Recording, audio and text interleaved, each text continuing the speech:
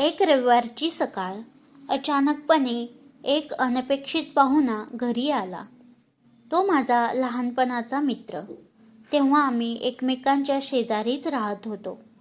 पण गेल्या 35 वर्षात आमची एकमेकांशी गाठभेट झाली नव्हती. आज अचानक काही न कळवता तो आपल्या मुलाला घेऊन आला होता. आम्ही शेवटचंच भेटलो त्यानंतर बरंच काही घडलं होतं. एकेकाळचा देखणा 20च्या आतला तरुण असलेला तो माझा मित्र आता बुटका थकलेला दिसत होता. डोक्याचे केस विरळ झालेले, पोट सुटलेलं. तेव्हा केवढ्या आत्मविश्वासानं तो बोलायचा, गप्पा मारायचा, पण आता जरा घाबरत, घुटमळत बोलत होता. मी त्याला कशी काय दिसले असेन कोण जाणे. त्याला भेटून मला खूप आनंद झाला. लहानपणी आम्ही एकत्र घालवलेला तो काळ फार छान होता. मनाच्या कोपऱ्यात कुठेतरी स्वच्छंदी दिवस मला आठवत होते. चित्रा आणि जगजीत सिंग यांनी गायलेली ती गझल, ओ कागज की कश्ती और ओ बारिश का पाणी. त्या गाण्याचे शब्द ऐकून आजही कधीतरी डोळे पाणावतात. माझ्या मित्रानं आपल्या मुलाशी माझी ओळख करून दिली. तो मुलगा 22 वर्षांचा होता. BE electrical engineer. तो बेफिकीर दिसत होता. त्याच्या चेहऱ्यावरून त्याला आमच्या बोलण्यात काही खास रस असेल असं वाटत नव्हतं. तू सध्या काय करतोस? मी त्या तरुण मुलाला सहज विचारलं. तो एकदम खुलला. मला एखादी सॉफ्टवेअर कंपनी जॉईन करून नंतर अमेरिकेला जायचंय.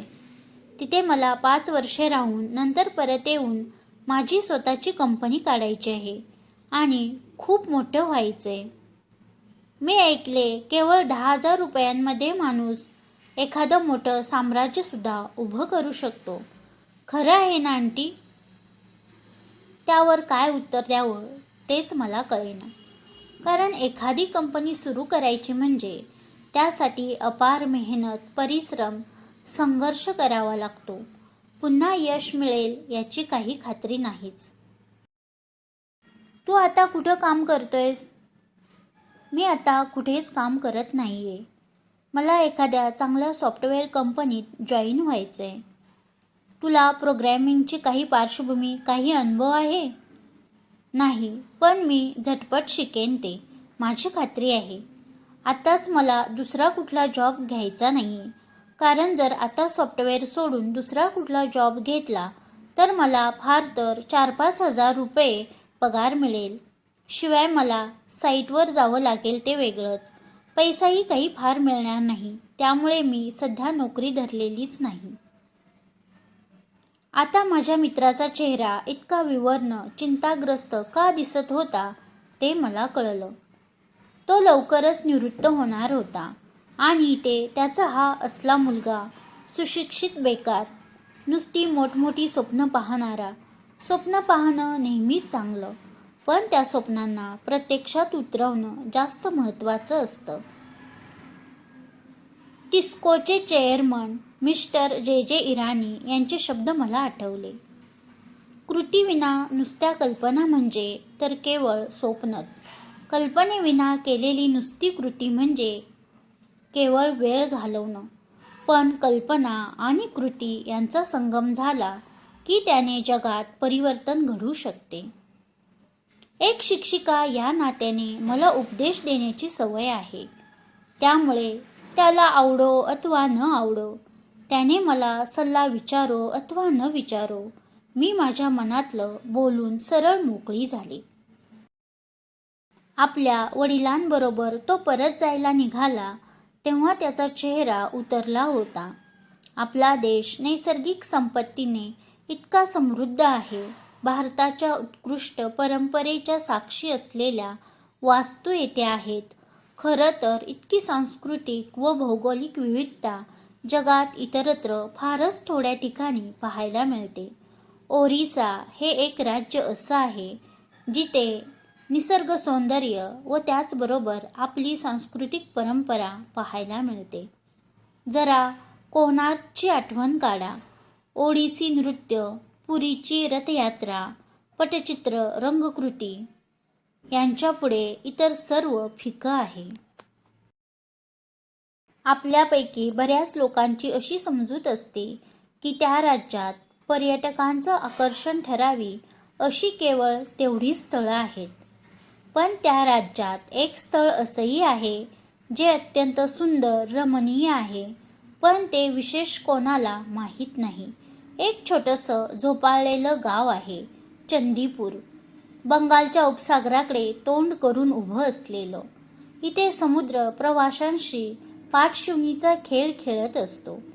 इथे दिसून येणारी एक विलक्षण गोष्ट म्हणजे समुद्र जवळपास 5 किलोमीटर आत जातो आणि पाणी सरल्यावर चांगली सपाट जमीन दृष्टीस पडते. या जमिनीवर आपण चालू शकतो, खेळू शकतो इतकंच काय, पण जीपसुद्धा चालवू शकतो. काही तासानंतर परत भरती येते. जणू काही इथे काही घडलंच नव्हतं. प्रवासी समुद्रकिनारी बसून हा अभूतपूर्व चमत्कार पाहतात. भरती ओहोटींचा हा खेळ पाहणं हा एक रोमांचकारी अनुभव असतो. चंदीपूर हे भुवनेश्वरपासून 200 किलोमीटरवर आहे. तिथे एक छोटेसे गेस्ट हाऊस आहे. फारच थोडे बाहेरचे लोक तिथे येतात. इथे बहुतांशी कोळ्यांचीच वस्ती आहे.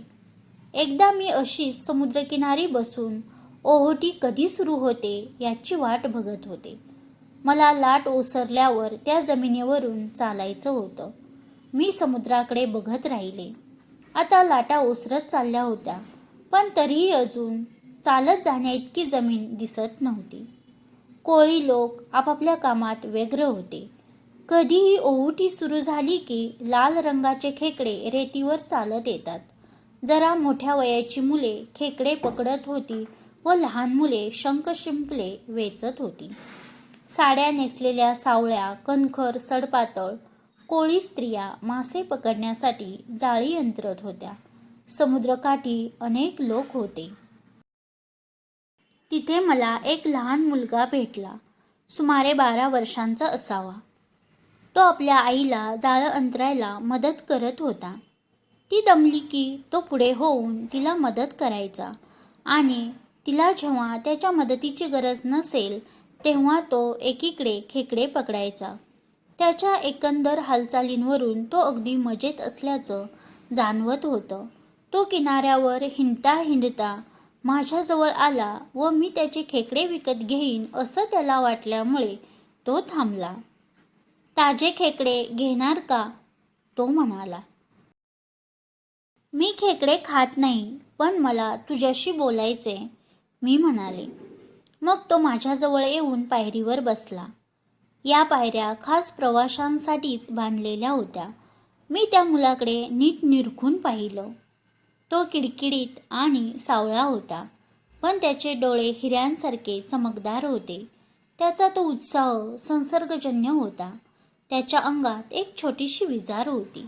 तो भिजून चिंब झालेला होता, पण त्याच्या वागण्यात कुठेही बुजरेपणा, अवघडलेपणा नव्हता. एखाद्या ताज्या टवटवीत फुलासारखं सहज स्वाभाविक असं त्याचं व्यक्तिमत्व होतं. त्याचं ते हसूसुद्धा संसर्गजन्य होतं. मी त्याला त्याच्या कुटुंबाविषयी विचारलं. त्याच्याकडूनच मला समजलं. त्याचे वडील रिक्षा चालवायचे. त्यांना त्यातून रोजचे 50 रुपये मिळत. त्याची आई मासे, खेकडे इत्यादी पकडून कुटुंबाला हातभार लावायची. त्या मुलाचं नाव जावेद. तो शाळेत जायचा आणि वर्गात नेहमी पहिला असायचा. घरी त्याची एक लहान बहीण होती. या जावेदला रोजचे किती पैसे मिळत असतील बरं? मला उत्सुकता वाटली. शिवाय त्याचा रोजचा दिनक्रम काय असेल हेही मला जाणून घ्यायचं होतं. तो म्हणाला, सकाळी जेव्हा समुद्राला ओहोटी असते तेव्हा मी खेकडे पकडतो, आईला मदत करतो आणि मग घरी जातो, आंघोळ करतो, स्वयंपाकघरात थोडं काम करतो. तेवढीच आईला मदत. तिचं काम तेवढंच कमी होतं. मग मी शाळेला जातो. संध्याकाळी घरचा अभ्यास. मग रात्री परत ओहोटी सुरू झाली की खेकडे पकडायला जातो. अल्लाची आमच्या या भागावर चांगली मेहरबानी आहे.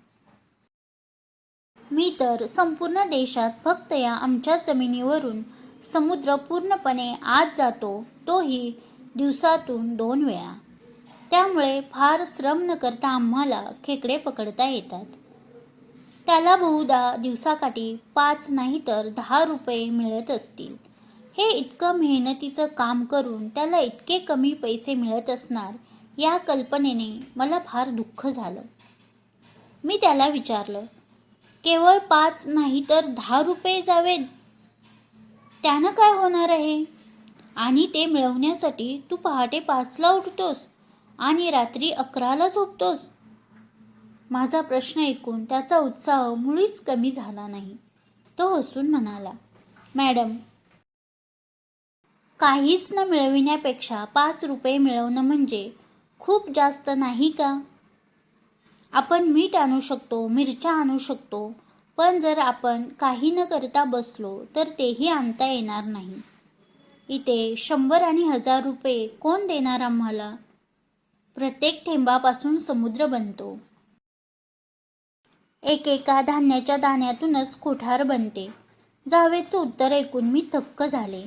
एक गरीब कोळ्याचा मुलगा, जावेद. त्यानंच मला या सुप्रसिद्ध उक्तींची आठवण करून दिली. अंधाराला दुष्णे देण्यापेक्षा एकतरी मेणबत्ती पेटवणं चांगलं. त्यानंतर मला माझ्या मित्राच्या मुलाची आठवण झाली. उत्तम सॉफ्टवेअर कंपनीत चांगला भरभक्कम जॉब मिळवण्याची वाट बघत तो आपला वेळ वाया घालवत बसला होता.